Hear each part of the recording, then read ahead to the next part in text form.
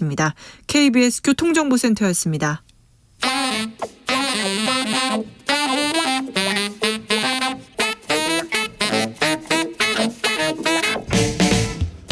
세계는 넓고 이슈는 많다. 우리의 시야를 국제적으로 넓혀보겠습니다. 국내 뉴스, 국제 이슈 다 덤벼라. 지금은 글로벌 시대. 국제적 토크의 세계로 들어가 보겠습니다. 군사 외교 안보 전문가 김종대 전 의원. 안녕하십니까. 세계적인 평론 스케일 임상훈 인문결 연구소장, 어서 오세요. 안녕하십니까. 네. 어제 국군의 날 시가행진이 있었습니다. 어찌 보셨습니까, 김종대 의원님? 예, 일단은 성남에서 국군의 날 행사가 있고 이어서 네. 오후에 그 광화문 일대에서 네. 시가행진이 있었어요. 네. 참으로 오랜만에 보는 시가행진입니다. 네, 그렇습니다. 과거에 그 이명박 대통령 때인가 네. 한 번 있었던 것 같은데 네. 보니까 저는 제가 군사 전문가라 그런지 몰라도 일단 육해공군을 보면 나는 가슴은 뭉클해요. 아, 그래요? 네. 그리고 많이 성장했구나. 아, 그래요? 예, 그리고 올해가 한미동맹 70주년 해고. 네. 그래서 주한미군 장병들이 이번에 시가행진에 참여한 것도. 그러니까요. 이것도 처음 보는 광경이에요. 아, 네. 의미가 있군요. 예, 그동안에 우리 군이 얼마나 방황과 아픔을 많이 겪었습니까? 또 최근에 최수근 상병 건이라든가 그 전에 이해람 중사 사건, 이런 어떤 아픔이 있는 가운데서도 우리 청년 장병들이 무럭무럭 성장하는구나. 네. 그래서 참 대견함을 금할 수가 없습니다. 윤 대통령 시민들과 국군의 날 시가행진 역대 대통령 최초라면서 의미를 부여하더군요. 그런데 그 시가행진에 이제 심지어는 같이 걷는 장면도 나오거든요. 네. 그리고 단상으로 올라가셨어요, 대통령이. 근데 이건 조금 과했다고 보여져요. 네. 이 국군 통수권자는 그런 어떤 대열에 있는 존재가 아닙니다. 전체 전쟁을 지도하고 네. 또 국가의 안위를 책임지는 존재이기 때문에 조금 더 거리를 두는 게 저는 옳았다고 보고요. 네, 뭐 그럼에도 불구하고 이왕 이거 시가행진을 하려면은 이제는 조금 축제 분위기로 바꿨으면 좋겠다. 이 오와 열을 맞춰 행진하는 건 자유민주주의 국가에서는 이런 행사가 거의 없거든요. 이건 이제 그 권위주의 국가에서 있는 열병식에 많이 등장하는 모습이기 때문에. 근데 또 군인이 줄을 안 맞출 수도 없잖아요. 그런데 주한미군 보십시오. 그 미군들 보면은 발도 안 맞고 오와 열도 안 맞아요. 아, 그렇더라고요. 군국주의하고 예. 그 근데 민주주의하고 너무 차이예요. 이렇게 외형적으로 이렇게 보여주는 거는 그 북한식 열병식에 가깝단 말이죠. 그러니까 이런 부분도 있지만은 이젠 디지털이고 21세기입니다. 네. 그런 만큼 자유민주주의 사회에서는 이제 시민 참여형의 그야말로 진짜 축제로 한번 바꿔보면 어떨까. 네. 그런 아쉬움은 좀 갖게 되네요. 주한미군이 참여했다. 그리고 또 여러 메시지도 좀 냈어요. 네. 그러니까 해외 외신들도 많이 나왔고요. 네. 그런데 로이터 통신에서는 이례적인 일로 약간 그 좀 이상하게 보더랬는데 살짝 기분이 안 좋아요. 외신들이 그 이례적이라는 표현을 굉장히 많이 썼죠. 네. 보기 드문 퍼레이드가 펼쳐졌다. 이게 로이터 보도 내용입니다. 그러니까 이 보기 드문다는 건 민주주의 국가에서는 이런 게 없다는 얘기예요. 무력 시위를 하면 이게 막 국민들이 든든해지고 막 자신감이 막 샘솟고 꼭 그렇지는 않잖아요. 아이, 뭐 그런 면도 있고. 프랑스 공영 저 방송에서는 그런 표현이 나오더라고요. 그 북한에서 주로 볼 수 있는 그런 장면이 남한에서 나왔다.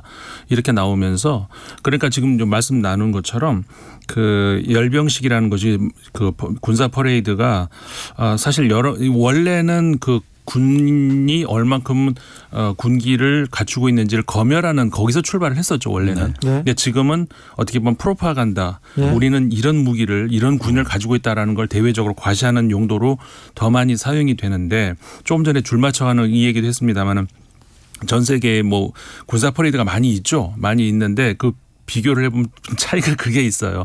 예를 들어서 중국, 북한, 러시아 이런 국가들은 줄 정말 잘 맞춥니다. 너무 놀라게 예. 잘 맞춰요. 인형 같죠? 로봇 같이. 다리 특히 맞추는 거 보면 기가 막히죠. 네. 다리 네. 우리나라는 과거에 이제 그 원래 옛날 그 우리나라도 이제 그런 좀 전체주의적인 그런 그 색깔이 있을 때 우리는 주로 이렇게 팔로 이렇게 많이 맞췄죠.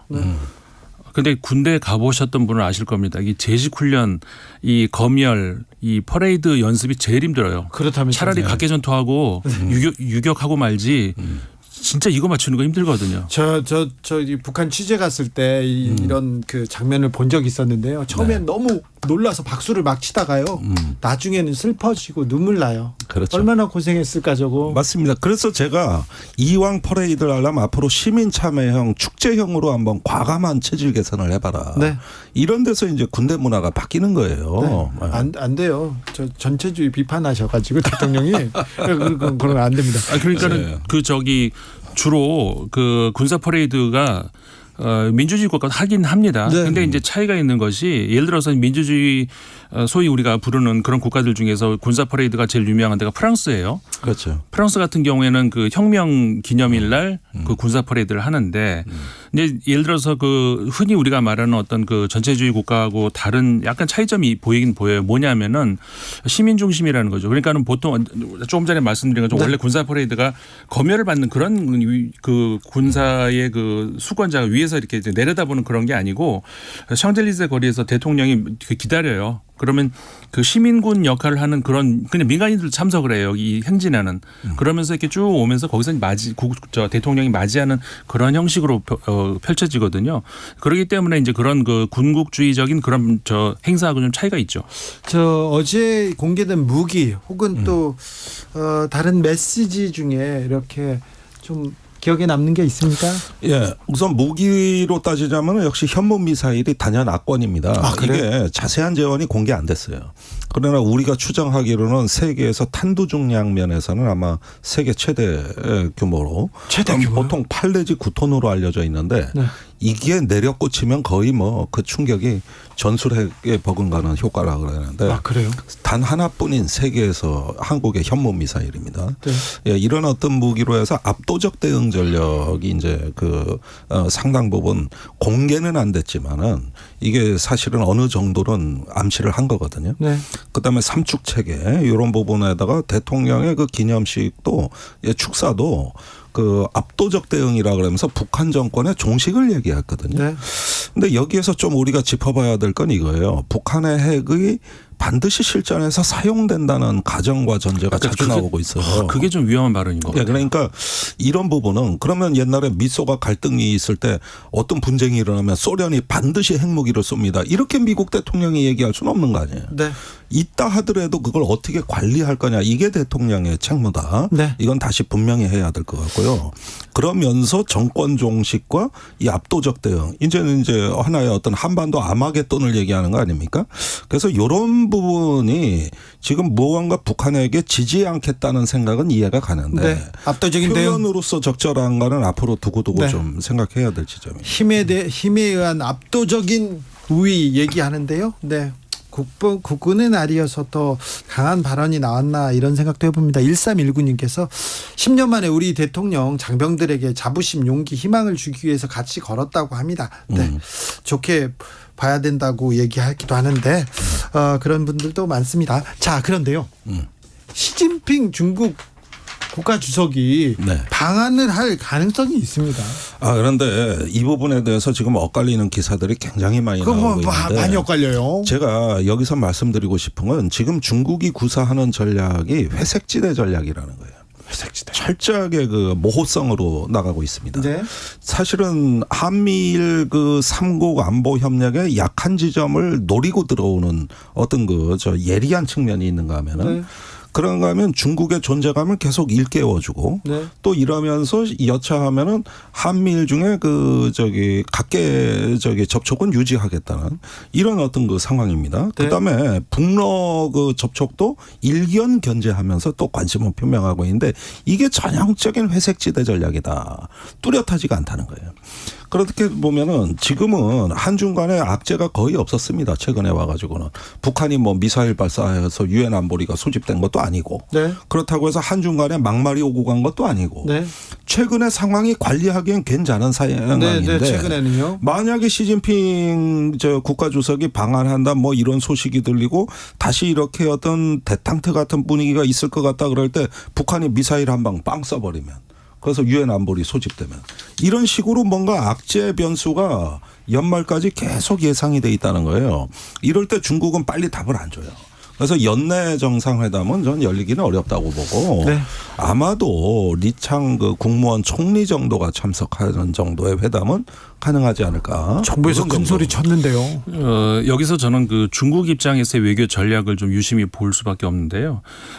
주로 그 외교 전략 가운데에서 상대국의 국내 정치를 이용하는 그런 외교 전략들이 많이 있습니다. 예를 들어서 이제 이스라엘 같은 경우도 미국 국내 정치를 이용을 해서 미국에 임한다든가 지금 현재 최근에 사우디아라비아가 역시 마찬가지로 그 미국의 국내 상황을 이용을 해서 그다음에 지금 그 전쟁 중인 그 우크라이나 전쟁과 관련해서도 마찬가지 미국이 차기 대선에서 어떤 그 공화당이 입장을 보이느냐 승리 가능성이 어느 쪽에 있느냐 이런 걸에 따라서 어떤 외교 전략을 세운다든가 이런 것들이 많이 있는데 국내에서 저는 우려스러운 것이 그 지난 정권, 현 정권 사이에서 이렇게 그 뭔가 중국의 시진핑 국가주석 방안을 어떤 외교적인 성과로 만들려고 하는 이런 경쟁 구도 이렇게 자꾸 흘러가는 이렇게 보여준단 말이죠. 중국 입장에서는 그러니까 굉장히 유리한 입장에서 접근할 수가 있다는 겁니다. 그럴 수 있네요. 네. 그래서 중국 입장에서는 그러니까는 현 정권에서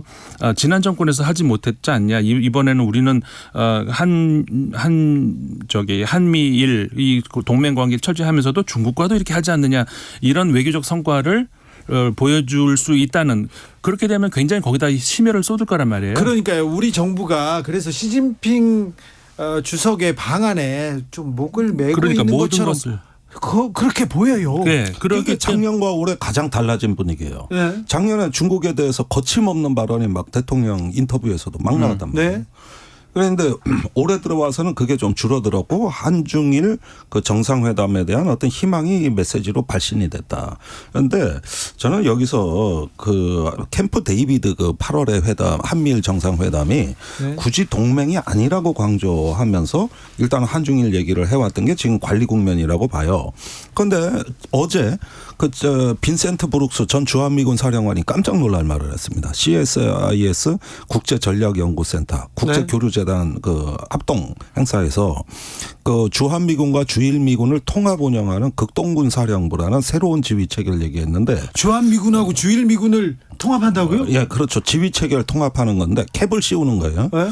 그런데 이 본뜻은 이분이 여태까지 얘기해왔던 이 맥락은 뭐냐면은 한미일 삼국이 대만 비상사태에 대한 공동계획을 수립하자고 이야기해 오신 분이고 그다음에 한미연합사도 대만 비상사태에서 후방 지원사령부 임무 부여를 하자고 얘기하신 분이거든요.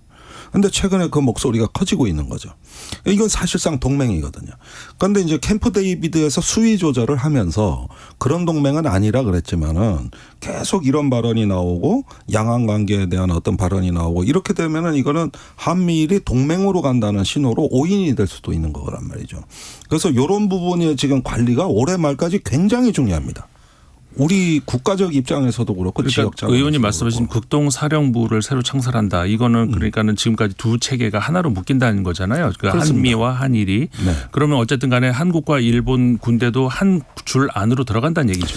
일단은 미군을 통합하는 건데 주한미군과 주일미군인데 여기서 한 가지 얘기가 더 있습니다. 이 한국에 있는 유엔군 사령부를 국제기구화하는 발상입니다. 이건 극동사령부보다 더 현실적이라고 보는 거예요. 거기에 지금 나토 국가들을 초빙하고 그다음에 일본을 포함해서 전력 제공국이 와서 실제 다국적군 사령부를 구성하게 된다는 얘기인데 극동사령부는 이 유엔군 사령부 개편이 여의치 않을 때는 극동사령부를 창설한다. 이렇게 논리적으로 연결이 됩니다. 그런데 실제로 이 정부에서 우리가 전혀 지금 모르고 있는 게 윤석열 정부에서 유엔군 사령부 개편이 어느 정도 이루어졌는가를 우리가 전혀 모르고 있어요. 그러나 이게 미국이 가장 주안점을 두고 있는 거고 심지어는 네. 전 주한미군 사령관뿐만 아니라 폴 러커메라 현 사령관도 같은 입장이에요. 지금 미국의 입장이라고 볼 수 있네요. 미국의 그러니까 수건이었고. 미국의 군에 네. 주요 그렇게 돼가지고 한미일이 이 대만 비상사태에 공동으로 대응하는 게 빠지면 인도태평양 전략은 공허해진다. 안고 없는 찐빵이다. 이 얘기까지 문서에 나와 있단 말이에요. 아니 대만 그런 일이 벌어지면 안 되지만 대만 주변에서 무력 충돌이 있었을 때 우리가 개입하면 이거는 중국하고는 그냥 우리는 그러니까. 어떻게 됩니까? 아이고 아니 참. 그러니까 이게 이제 연루의 위험이라고 정치학에서 얘기하는 건데 아이고. 근데 문제는 거기까지 가기 전에 저는 분명히 검토는 됐다고 봅니다. 캠프 데이비드 웨이드 한미일은 동맹이 아니고 어떠한 권리나 의무도 없다. 이 말을 이제 거기다 굳이 붙여놨다 이거예요. 그게 이제 세 번째 문서인 공약에 나오는 말이거든요. 그러니까 이 이야기는 이런 어떤 그 계획이 발전될 수 있는 여지는 일단은 가로 속에 넣어놓은 겁니다. 현재는 이건 살아있는 아이디어로 보여지고 검토는 하지만 네. 그러나 동맹은 아니라는 흔적은 남겨놓은 것이죠. 네. 그래서 지금 중간지대에서 관리되고 있어요. 이게 어느 방향으로 튀느냐가 앞으로 대한민국의 지정학을 결정하는데 핵심 의제라고 할 네. 수 있는 것이죠. 미국 대선은 트럼프 전 대통령한테 좀 유리하게 계속 굴러갑니까? 그런 방향으로 흘러가고 있는 것 같아요. 근데 그래요? 이제 전체적으로 최근까지는 두 후보, 그러니까 아직 후보가 아니죠. 그러니까 바이든 현 대통령, 트럼프 전 대통령 간에 그래도 비슷비슷한 어떤 그런 그 지지율을 보였다가 최근에 한 여론조사에서 엄청나게 차이가 나는 그런 조사가 한번 발표가 됐었죠. 근데 비슷한 시기에 다른 여론조사에서도 또 역시 마찬가지로 또 비슷하게 나와요. 그러니까 그 여론조사 하나 가지고 모든 것을 볼 수는 없지만 이미 민주당에서는 약간 위기론이 나오기 시작한다. 미국 민주당에서 위기론이 나오기 시작한다. 그러면서 슬슬 등장하는 게 뭐가 있냐면 미셸 오바마 차출론. 네. 가장 무서운 후보가 미셸 오바마라며요. 그 후보가 나오면 이거는 진짜 공화당은 이길 수가 없는 카드거든요. 진짜로요? 네. 그런데 모든 지지율에서 보면 그 나와요. 근데 결정적으로 미셸 오바마 여사가 자기는 전혀 생각이 없다고 지금 단호박을 긋고 있기 때문에 그런 가능성이 아직까지는 희박합니다. 아, 외교 용어군요. 단호박이 또. 네, 그렇습니까? 그런데 만약에 조 바이든 대통령으로 그 대선을 치렀을 때 이기 승산이 어렵다. 그러면 민주당이 다른 판단을 할 거 아니에요. 그러니까 그래서 이제 제가 드리려던 말씀이 그건데 현재로서는 조 바이든 대통령이 물러설 뜻이 전혀 없는데 네. 내년 들어가고 도저히 승산이 없다라고 했을 때는 민주당 지도부도 조 바이든 대통령도 다른 판단을 할 수도 있다는 것이죠. 지금까지는 그 미셸 오바마 그 여사 같은 경우에는 상당한 그 잠재력을 가지고 본인도 아직까지는 난 생각 없다 이런 그런 상태로 있지만 이거는 내년 가면은 얼마든지 바뀔 수 있다는 너무 강한 부정은 정치에서 긍정이나 마찬가지예요. 뭐 그렇게 될 수 있을까요? 그런데 지금 미국에서 최근에 그 신보수주의 책들이 엄청나게 쏟아져 나오고 있어요. 어쨌든 반엘리트주의 네. 그러면서 저번 시간에 말씀드린 부족주의 성향에다가 종교, 가족을 중시하는 이런 어떤 굉장히 그 과거의 어떤 그 보수의 어떤 또 다른 일파들의 책들이 이게 한국으로 말하면 뉴라이트입니다. 네. 네. 미국판 뉴라이트가 지금 쏟아져 나오고 있거든요. 그래서 자유의 개념을 해체하는 이걸 반자유주의 혁명이라 그러거든요. 근데 의외로 트럼피즘은 그 연장선에 서 있는 거기 때문에 제가 보기엔 미국 국민들에게 무엇이 호소력이 있느냐. 제가 보면 일자리, 소득, 가족, 종교 이런 항목들이거든요. 네. 그러면서 민주주의는 후순위로 밀리고 있다는 게 지금 문제입니다. 어느 나라나 마찬가지예요. 네. 이념 얘기는 후순인데.